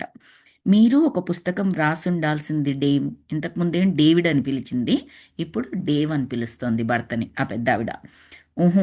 ఇప్పుడు పుస్తకం రాస్తే అది నా గురించి ఓ బృహత్ ప్రశ్నావళి అవుతుంది. నన్ను చూసి నేను గర్వించే స్థితిలో ఉన్నానా? ఏమి సాధించానని నేను పుస్తకం రాయాలి? ప్రస్తుత వ్యక్తిత్వం నేను నడిచిన జీవన పథం వల్లనే వచ్చిందా? ఒక జీవిత కాలానికి నేను చెల్లించిన మూల్యానికి తగిన అర్హతనే పొందానా? అంటూ విపరీతంగా దగ్గుతూ అలసిపోయాడు. మళ్ళీ ఇంకొక విధంగా ప్రోత్సహిస్తోంది. నువ్వు బుక్కు రాయగలవంటే, ఏం రాయగలను? ఏం పెద్ద గొప్ప ఉంది? నన్ను నేను చూసి గర్వించే స్థితిలో అంటే ఇప్పుడు ఎండింగ్ స్టేజ్ గురించి అంటున్నాడు. ప్రయాణం గురించి కాదు. ఎండ్ స్టేజ్‌లో నేనేమన్నా పెద్ద గొప్పగా గర్వించే స్థితిలో ఉన్నానా? ఏమీ లేదే. మరి దేని గురించి నేను రాయాలి? ఒక జీవిత కాలానికి నేను చెల్లించిన మూల్యానికి అంటే జీవితాంతం ఒకే ఒక్కదాన్ని పట్టుకొని నా జీవితం మొత్తం మూల్యం చెల్లించాను. అది రాయమంటావా? అన్నట్టుగా ఆయన మాట్లాడుతూ అది కొంచెం నిస్పృహకు సంబంధించింది కదా! మళ్ళీ ఆయనకు దగ్గు విపరీతంగా వచ్చి అలసిపోయాడనమాట. మరియా తన తలను అతని భుజంపై వాలుస్తూ తన కన్నీటిని తుడుచుకుంది. ముసలాయన ఆమెను తడుతూ చెమర్చిన తన కళ్ళను తుడుచుకున్నాడు. ముసలాయనకు దగ్గు తెరలు తెరలుగా రాగా ఆమె మౌనంగా ఉండిపోయింది. ఇతను నిస్సంతుడంటే సంతానం లేకపోవడం. తన అనుభవాన్ని ఎవరో ఒకరికి పంచి ఇస్తున్నాడు. తన భార్యను వారి ముందే కూర్చున్న నాకు, మన పక్కనే ఉన్న మరొక విశ్వానికి తన భావాల్ని పంచుతున్నాడు. ఆ వృద్ధుడు తన మాటల్ని బయటికి చెబుతూ ఉన్నాడు కదా! దాన్నేమని చెప్తున్నారంటే, ఒక చిన్న ఆలోచన చేసినా కూడా, ఆలోచనకు సంబంధించిన తరంగం అనేది ఈ విషయంలోకి వెళ్ళిపోతుంది మాస్టర్స్. అందుకే ప్రతి ఆలోచనని మనము చెక్ చేసుకోవాలి. సెలెక్ట్ చేసుకోవాలి. ఏది పడితే అది కాదు. ఎస్పెషల్లీ మన గురించి మనం ఆలోచించుకునేవి ఆల్ ద టైమ్ అద్భుతమైన ఆలోచనలే ఉండాలి. నాకేది చేత కాదు, నా జీవితం ఇంతే, నాది దౌర్భాగ్యం, నాది ముందు నుంచి దురదృష్టకరమైన జీవితం, నేను ఏది చేసినా సక్సెస్ అవ్వదు. ఇలాంటివి ఉంటూ ఉంటాయి చూడండి. అస్సలు అనుకోకూడదు. అది ఒక తరంగంగా విశ్వంలోకి వెళ్ళిపోతుందది. ఆ విశ్వం వింటుంది. మనమే అనుకున్నాం. మనమే మేనిఫెస్ట్ చేసుకుంటాం. అస్సలు చేయకూడదనమాట. అదే ఏమంటున్నాడు, నీ కొడుకు పిల్లలుంటే ఏం చెప్తావో అడిగిన ప్రశ్నకు తను ఏదో చెప్పాడు కదా! సో, మన రచయిత ఏమంటున్నాడు, మన రిచర్డ్ ఏమంటున్నాడంటే, తన యొక్క ఆలోచనలని ఎవరో ఒకరికి పంచి ఇస్తున్నాడు. మన పక్కనే ఉన్న మరొక విశ్వానికి తన భావాల్ని పంచుతున్నాడు. ఆ విధంగా చెప్పడం ద్వారా విశ్వం అనేది వింటూ ఉన్నది అని చెప్తున్నాడు. నా జీవితంలో ఎన్ని మార్లు నేను ఇతని వలె ఊహించాను, ఎన్ని మార్లు నా నిర్ణయాల్ని ఆయన ద్వారా పరీక్షించుకున్నాను, గతంలో నేనేమి చేశానో విశ్లేషించి చూస్తే నాకేమనిపిస్తుంది, కొన్ని అవకాశాల్ని మనం చాలా సులభంగా తృణీకరించవచ్చు. కానీ ఏదైనా నిజమైన సాహస కృత్యం సంకల్పించినప్పుడు ఆ అవకాశాన్ని ఇతని కోణంలో గమనించడమే ఉత్తమం. ఏ నిర్ణయం ఏ ఫలితానికి దారి తీస్తుందో చెప్పడానికి మనకు ఇప్పుడు ఇక్కడే ఈ వృద్ధుడు స్వయంగా విచ్చేసి ఉన్నాడు. వీళ్ళు భవిష్యత్తులోకి ఎందుకు వచ్చారు అంటే, ఆ భవిష్యత్తులోకి రావడం వల్ల ఆ వృద్ధుడి ద్వారా తన జీవితం ప్రయాణం ఎలా సాగింది? ఎలా అనిపిస్తోంది? ఏవి సెలెక్ట్ చేసుకుంటే బావుండేది?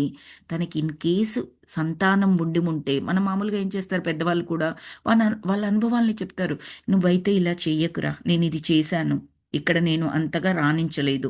నువ్విలా ఈ దారిలో వెళ్ళకు నాన్న" అని చెప్తారు. లేదు వాళ్ళొక దారిలో వెళ్ళి చాలా అభివృద్ధి సాధించారు. "ఇదిగో నేనిలా కష్టపడ్డాను, ఇలా వచ్చాను, ఇది సాధించాను. నువ్వు కూడా ఇలా వెళ్ళు. ఇలా చెయ్యి, ఇంకా గొప్పగా రాణించు అని వాళ్ళ అనుభవాల్ని చెప్తారు చూడండి. అది. అది ఎప్పుడు చెప్పగలరు? భవిష్యత్తులోకి వెళ్తే. ఇప్పుడు మనది మనకు తెలియాలంటే, మన భవిష్యత్తులోకి మనం వెళ్తే అప్పుడు అక్కడ మనము చాలా అనుభవాల్ని గడించి ఉంటాము. వాళ్ళు చెప్పేదంతా ఏంటి? వింటున్న యంగ్ జనరేషన్‌కి ఉపయోగపడతది. ఇక్కడ మన రచయితనే తన అనుభవం ద్వారా భవిష్యత్తులోకి వెళ్ళి, ఆ భవిష్యత్తులో ఆయనతో చెప్పించుకొని ఆ చెప్పించుకున్న వాటిని మనకు చెబుతూ ఉన్నాడనమాట. బేసికల్లీ అనుభవం గురించి, అనుభవాల గురించి పెద్దవాళ్ళు చెప్పేదాని గురించి ఎంత విలువ ఉంటుంది అనడానికి చెప్తున్నాడు. ప్రతి ఒక్కటి అని కాదు. వాళ్ళ అనుభవాలలో ఎక్కడైనా విలువైన సందేశాలు ఉంటే దానికి సంబంధించిన గొప్పతనం గురించి చెప్తూ ఉన్నాడనమాట. అందుకని వీళ్ళు భవిష్యత్తులోనికి వెళ్లారు. ఇంకొక పేజ్ ఉంది మాస్టర్స్. ఇది కంప్లీట్ చేసుకుందామా ఈ దీంట్లో? లేకపోతే కొద్దిసేపు మెడిటేషన్ చేసుకుందామా? మీ ఇష్టం. ఇంకొక పేజ్ ఉంది.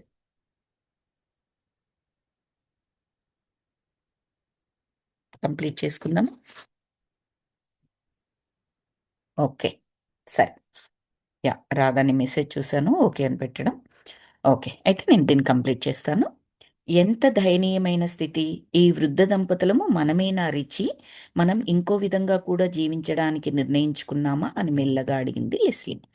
పక్క టేబుల్ దగ్గర మన రిచర్డ్ అండ్ లెస్లీ ఉన్నారు కదా! ఇప్పుడు లెస్లీ మాట్లాడుతోంది. ఎంత దయనీయమైన స్థితి ఈ వృద్ధులిద్దరిది. మనము ఇంకో విధంగా కూడా జీవించడానికి అంటే ప్రస్తుతం వీళ్ళు వాళ్ళ ఆలోచనలను సెలెక్ట్ చేసుకున్నట్లయితే ఏ జీవితాన్ని కావాలి అంటే ఆ జీవితాన్ని పొందొచ్చు. సో, పొరపాటున కూడా నెగెటివ్ ఆలోచనలు చేయవద్దు అన్న టైప్‌లో రిచీ ఏమంటుందంటే, మనం ఇంకో విధంగా కూడా జీవించడానికి నిర్ణయించుకున్నామా? అని మెల్లగా అడిగింది. మనం మరీ చాలా కష్టపడి పని చేస్తున్నాం లెస్లీ. ఇకనైనా మన పరిభారం తగ్గించుకొని కొంత సమయాన్ని ఆనందంగా గడపడానికి కేటాయించాలి అని అనిపిస్తోంది అని చెప్పాడు రిచర్డ్. భవిష్యత్తులో ఉన్న ప్రత్యామ్నాయ రూపాల యొక్క అనుభవాలు విన్న తర్వాత మన యొక్క middle aged Richard and Leslie ఏమనుకుంటున్నారంటే, మనం విపరీతంగా కష్టపడిపోతున్నాము. అంత అక్కర్లేదు. మన కొరకు మనం కొద్దిగా టైం కేటాయించుకొని ఆనందంగా గడపాలి. ఆ మార్పు చేసుకోవాలి. ఒక ట్రాన్స్‌ఫర్మేషన్ వచ్చేసింది. ఒక మార్పుని. అంతే. పెద్దవారి అనుభవాలు విన్నా, ఆటోబయోగ్రఫీలు చదివినా, మన యొక్క ఇప్పుడు పీఎంసీ ఛానల్స్‌లో, పీఎస్ఎస్ఎం ఛానల్స్ వీటిల్లో ఇంటర్వ్యూస్ అన్నీ వింటూ ఉంటాం కదండీ! వాటి ద్వారా ఏం నేర్చుకోవాలి మనము? మనలో మనం చేస్తున్న వాటిల్లో ఏవైతే మార్పులు చేసుకోవాల్సిన అవసరం ఉందో వాటిని చేసుకోగలగాలి. అదర్‌వైజ్ ఏంటి అవి వినడం, ఓ సినిమా స్టోరీని విన్నట్టుగా వినడం, పక్కన పెట్టేయడం లాగానే ఉంటుంది. అలా కాదు. ఈ ఎక్స్‌పీరియన్స్ ద్వారా మన యొక్క రిచర్డ్ అండ్ రిచీ ఏమనుకుంటున్నారంటే ఒక్క మార్పు చేసుకోవాలనుకున్నారు. ఇంత కష్టం బ్యాక్ టు బ్యాక్ ప్రతీదీ ఇలా డి అంటే ఒకదాని తర్వాత ఒకటి చేసుకుంటూ వెళ్ళిపోవడం కాదు. తీరిగ్గా, ఆనందంగా గడపడానికి కూడా మనం టైం కేటాయించుకోవాలి అంటున్నారు. నాకు అలాగే అనిపిస్తోంది. మనం మన పని ఒత్తిడిని కొంత తగ్గించేసుకుందాం. ఇకపై ఏ చర్చా గోష్ఠులకు వెళ్ళకుండా, సినిమాలు తీయకుండా, ఒకే మారు 10 పనులు ప్రారంభించకుండా, అన్నీ వదిలేసి ఏ న్యూజిలాండ్ వెళ్ళి మిగిలిన జీవితాన్ని ప్రశాంతంగా గడుపుదాం. సరేనా? అని అన్నది లెస్లీ నా కళ్ళల్లోకి చూస్తూ. మనం ఇక్కడి నుంచి వెళ్ళిన తర్వాత ఇక అంతా ఆట విడిపే. ఓ కొత్త జీవితాన్ని ఈ వృద్ధ దంపతుల్ని చూసి నేర్చుకుందాం అని అన్నాడు రిచర్డ్. లెస్లీ తలూపుతూ ఇక మన శేష జీవితం గురించి ఆలోచించాలి అని చెప్పింది. నేనేమని అనుకుంటున్నానో తెలుసా? వృద్ధుడిని అడిగింది ముసలావిడ. ఇప్పటివరకేమో రిచర్డ్ అండ్ లెస్లీ మాట్లాడుకున్నారు. మళ్ళీ వృద్ధ జంట దగ్గరికి వచ్చేశారు. లెస్లీ అండ్ రిచర్డ్ ఏం మాట్లాడుకున్నారు? ఈ వృద్ధుల్ని చూస్తే అయ్యో దయనీయమైన స్థితి అనిపించింది. మనం మార్పు చేసుకుందాము. ఇటు సినిమాలు తీసేయాలి, అటు సదస్సులకు వెళ్ళాలి, తర్వాత ఒకే మారు 10 పనులు చేయాలి, ఉక్కిరి బిక్కిరి అవుతూ ఊపిరి సలపకుండా పనులు ఇదంతా వద్దు. కొద్దిగా స్లో డౌన్ అవుదాం. మన కొరకు మనం విహారయాత్రలకు వెళ్దాం. టైం కేటాయిద్దాం. ఆనందంగా ఉందామని ఇద్దరూ అనుకున్నారు. తర్వాత మళ్ళీ వృద్ధ జంట దగ్గరికి వచ్చింది స్టోరీ. నేనేమని అనుకుంటున్నానో తెలుసా? వృద్ధుడిని అడిగింది ముసలావిడ. ఆయన గొంతు సవరించుకుంటూ నీవేమని ఆలోచిస్తావో నేనెప్పుడూ గ్రహించలేను కదా అని అన్నాడు. మీ అనారోగ్యాన్ని నయం చేయలేమని వైద్యులు ఒప్పుకుంటారు. మరి అలాంటప్పుడు మన చివరి రోజులలో మనం ఏం చేయాలి? ఏం చేయకూడదో చెప్పడానికి వాళ్ళెవరు? మన జీవితంలో ఇది అత్యద్భుతమైన ఆఖరి ఘట్టం.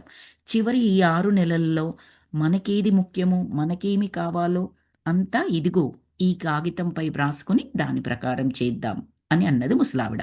బహుశా ఈ వృద్ధుడికి ఏదో ప్రాబ్లమ్ ఉన్నట్టుంది, అనారోగ్య సమస్య. వైద్యులు ఏం చెప్పారు అంటే, "ఇంక మేమేమి నయం చేయలేము. ఇక మీ జీవిత వయస్సు ఇంత అంటే ఒక 6 నెలలు బతుకుతారు, ఏడాది బతుకుతారు" ఇలా చెప్తూ ఉంటారు చూడండి.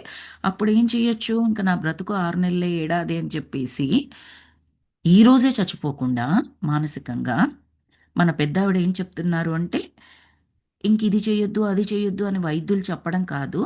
మనం ఏం చేయాలో మనకు తెలియాలి. ఇది జీవితంలో అత్యద్భుతమైన ఆఖరి ఘట్టం. ఎందుకు అత్యంత అద్భుతం? ఎంత టైం ఉందో తెలుస్తోంది. ఆ టైంలో ఏం చెయ్యాలో క్లారిటీ ఉంది. ఎందుకు క్లారిటీ వచ్చింది? పాత అనుభవాలనన్నీ నెమరు వేసుకుంటే ఏది తప్పు చేశారు? ఏది ఎలా చేయకుండా ఉండాల్సిండే? ఏది చేస్తే బావుండే అనొచ్చింది కదా! ఇప్పుడెందుకు చేయకూడదు ఈ మిగిలిన జీవితంలో? ఇంపార్టెంట్. ఇప్పుడు మనము సంవత్సరం మొత్తము క్లాసులకు వెళ్తాము, చదువుకుంటాము. ఇంపార్టెంట్ ఎప్పుడు మనకి? ఫైనల్ ఎగ్జామ్స్ అప్పుడు. సంవత్సరం మొత్తం చదివిందంతా గుర్తుపెట్టుకోవాలి, అర్థం చేసుకోవాలి, అర్థం చేసుకున్న దాన్ని ఆ ఎగ్జామ్‌లో రాయాలి. అత్యంత ముఖ్యమైన ఘట్టం ఆ చివరి కొద్ది రోజులు ఆ క్లాస్‌కి. రైట్? అలాగే ఇదొక క్లాస్ అనుకున్నట్లయితే భూమి అనే పాఠశాలలో మనం ఒక తరగతి గదిలో ఉన్నాము అనుకుంటే, చివరి టైం, ఫైనల్ ఎగ్జామ్స్ టైం. అప్పుడే కదా కష్టపడాలి. లేదా అప్పుడే కదా ఏదైతే సాధించాలో అది సాధించాలి. ఆ తర్వాత ఇంకేమీ లేదు. సో, నువ్వు రెస్ట్ తీసుకో, నువ్వు ఇలాగే ఉండు, ఇంకేం చెయ్యకు, అది చెయ్యకు, ఇది చెయ్యకు, నీ జీవితం అయిపోయింది, ఇంకేం చేస్తావు? ఇలాంటి మాటలు ఎందుకు వినాలి? అక్కర్లేదు. మనకేం కావాలో అదంతా మనం ఒక పేపర్‌లో రాసుకుందాం. దాని ప్రకారం చేద్దాం. చూడండి, ముసలావిడైనా కూడా ఎంత యంగ్‌గా ఆలోచిస్తోందా? మనస్సు ఎంత యంగ్‌గా ఉందామె. అంటే ఆ వృద్ధుడన్నాడట, "నీవు ఒక పిచ్చి పిల్లవి." అంతే కదా! చిన్న పిల్లలు వాళ్ళకెన్ని సరదాలుంటాయి, ఎన్నుంటాయి. ఇది చేస్తా, అది చేస్తా, ఇది చేసేద్దాం, అది చేసేద్దాం. వాళ్ళకి చాలా ఉంటుంది చూడండి. అలాగే పెద్దావిడ అంత ఉత్సుకతతో నీ పనయిపోయింది, నా పనయిపోయింది, జీవితం అయిపోయింది అలా కాకుండా ఎంత చక్కగా ఎంకరేజ్ చేస్తుంది. అందుకని ఆయన కూడా మురిపంగా "నీవో పిచ్చి పిల్లవి" అని అన్నాడు. ఆమె పేపర్‌పై వ్రాస్తూ విమాన విన్యాసాల్ని సాధన చేయడం అన్నింటికన్నా ఆఖరు. హ్మ్. ఇంకా అన్నాడు వృద్ధుడు. ఆమె తమ ముందున్న పుస్తకాన్ని తడుతూ, "ఈ పుస్తకంలో ఆయన ఏం చేశాడో అవన్నీ కూడా మీరు చేయగలరని అన్నారు కదా! అందుకే ఇదంతా సరదా కోసం. ఇంకా ఏం రాయాలి?" అంటే ఆట పట్టిస్తోందాయన్ని. ఆట పట్టియడం అంటే సరదాగా. మనం ఇంకేమేమున్నాయి, పుస్తకంలో ఆయన ఏం చేశాడు, అవన్నీ నువ్వు చేశావు కదా! ఇంకా విమాన విన్యాసాలు చేయాలన్న కోరికుంది కదా! అది కూడా రాసేసుకుందాము అని రాసేస్తోంది లిస్టంతా. మనం ఎంతో కాలంగా యూరోప్‌ని చూడాలని కలలు కంటున్నాం కదా! అని చెప్పాడు వృద్ధుడు. యూరోప్‌లో ఎక్కడ? ఏదైనా ఒక ప్రత్యేక ప్రదేశమా? అని అడిగిందామె. ఇటలీ అని చెప్పాడాయన. ఆమె కనుబొమ్మలు పైకి లేవగా కాగితంపై వ్రాసింది. అంతకంటే ముందు మనం ఇటాలియన్ భాషను నేర్చుకోవాలి. లేకపోతే ఆ దేశ ప్రజలతో కలిసిపోవడం కష్టం. చూడండి, ఇంకా కొద్ది నెలలు మాత్రమే జీవితకాల వ్యవధి ఉంది అంటే, వీళ్ళకి ఏమేం కావాలో గుర్తొస్తున్నాయి. పెన్ను, పేపర్ పట్టుకొని రాసుకుంటున్నారు. ఇటలీ వెళ్ళాలి. ఇటలీ వెళ్ళాలి అంటే ఇటలీ దేశ భాష నేర్చుకోవాలట. ఇప్పుడు నేర్చుకుంటారు వాళ్ళు. ఇటలీ వెళ్ళడమే కష్టము. ఆ భాష ముందర నేర్చుకోవాలి. అంటే వాళ్ళల్లో ఊపిరి మళ్ళీ మొదలయింది అని అర్థం ఇక్కడ. సరికొత్త ఊపిరి. చక్కటి ఎనర్జీ స్టేట్‌కి వాళ్ళు వెళ్లారిప్పుడు. అంతకంటే ముందు మనం ఇటాలియన్ భాషను నేర్చుకోవాలి. లేకపోతే ఆ దేశ ప్రజలతో కలిసిపోవడం కష్టం. ఆమె ఆశ్చర్యంతో ఓ మారు ఆయన్ని చూసి తిరిగి కాగితంపై రాసింది. ఆమె ఆలోచనలు ఆయనలో కొత్త ఊపిరి ఊదినట్టుగా ఉత్సాహంగా నురగలు కక్కి సముద్ర కెరటాలపై సర్ఫింగ్ నేర్చుకోవాలి అన్నాడు. అది ఎంత ప్రమాదకరమైన క్రీడ తెలుసా? మామూలు యంగ్‌స్టర్స్ చేస్తారు. సముద్రంలోని అలల పైన సర్ఫింగ్ బోర్డ్ అని ఒకటుంటుంది. దానిపైన నిల్చొని అలలు ఏ విధంగా అయితే పైకి, కిందికి లేస్తాయో, ఆ సర్ఫింగ్ బోర్డ్ మీద మీరు సినిమాల్లో చూసే ఉంటారు. సర్ఫింగ్ బోర్డ్ మీద నిల్చొని మనం అంటే సర్ఫింగ్ తెలిసిన వాళ్ళు కూడా తెలిసిన వాళ్ళు ఏమి కింద పడిపోరనమాట. చక్కటి అది ఎట్లా చూస్తానికి చాలా విన్యాసాలు చేస్తున్నట్టుగా ఉంటది. అది చెయ్యాలని కోరికట వీళ్ళకి. పిల్లలు చేస్తారు మామూలుగా అట్లాంటివి. మిడిల్ ఏజ్డ్ కూడా కాదు. పిల్లలు ఎక్కువగా చేస్తారు. అది నేర్చుకోవాలట ఈ పెద్దాయన. ఓకే. సర్ఫింగా అంటూ కళ్ళు విశాలమవ్వగా ప్రశ్నించిందామె. ఆమెలో కూడా సంతోషం ఏర్పడుతుంది. చక్కగా మారిపోతున్నాడు ఈయనని. మేము ఒకరినొకరం చూసుకున్నాము. మనం తిరిగి మన ప్రపంచంలోకి ఎలా వెళ్ళాలో మీరు చెప్పలేకపోవచ్చు. కానీ అక్కడికి వెళ్ళిన తర్వాత మనం ఏం చేయాలో మాత్రం చెబుతున్నారు అని అన్నాను. లెస్లీ తలాడించింది. అగోచరమైన త్రాటిల్‌ని మానసికంగా ఆమె ముందుకు నెట్టింది. మరుక్షణం ఆ దృశ్యం అంతర్ధానమయ్యింది. ఇక్కడ లాస్ట్‌లో ఏం చెప్పారు అంటే, సరికొత్త ఊపిరులూదారు. వాళ్ళక్కడ ఇటలీకెళ్ళడం, ఇటలీ భాష నేర్చుకోవడం, సర్ఫింగు ఇదంతా దీని ద్వారా రచయిత మనకి ఏం చెప్పాలి అనుకుంటున్నాడంటే, మీరు ఎంత డిప్రెస్డ్ స్టేట్‌లో ఉన్నా కూడా దాని నుంచి బయటికి రావచ్చు. బయటికొచ్చి ఏంటి? పైకి ఎదగవచ్చు. చిన్నగున్నప్పుడు మనం ఏమైతే సాధించాలి, సాధిస్తాము, సాధించగలము అనే నమ్మకం ఏదైతే ఉంటుందో, ఆ కోరిక, ఆ ఉత్సాహం అవన్నీ కూడా మనము ఏ స్టేజ్‌లో అయినా ఉండి ఉండవచ్చు. అనారోగ్యంగా ఉండి ఉండవచ్చు, డెత్ బెడ్‌కి దగ్గరగా ఉండవచ్చు. స్టిల్ మానసికంగా మనం ఎప్పుడు డెడ్ అవ్వకూడదు. I can do it. I wanted to do it. I am able to do it.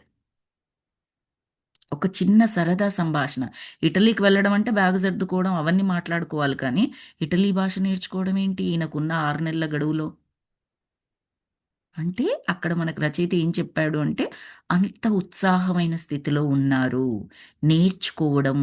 నేర్చుకోవడం అంటే జనరల్‌గా చిన్న వయసు వాళ్ళే నేర్చుకుంటూ ఉంటారు. పెద్దగా అయ్యేటప్పటికి అన్నీ నేర్చుకున్నాము అన్న ఫీలింగ్‌తో ఉంటాం మనం. వాళ్ళు నేర్చుకోవాలి అన్న తపనలో ఆ స్థితికి వాళ్ళు వెళ్ళిపోయారు అని చెప్పారనమాట. అక్కడి నుంచి మన రిచర్డ్ అండ్ లెస్లీ ఆ అనుభవాన్ని కంప్లీట్ చేసుకున్నారు. 14థ్ చాప్టర్ అయిపోయింది మాస్టర్స్. నెక్స్ట్ క్లాస్‌లో మనం 15థ్ చాప్టర్‌లోకి వెళ్దాము. Thank you so very much. శ్రద్ధగా, ఓపికగా విన్నందుకు thank you so much for the opportunity given to me. Let me stop the recording.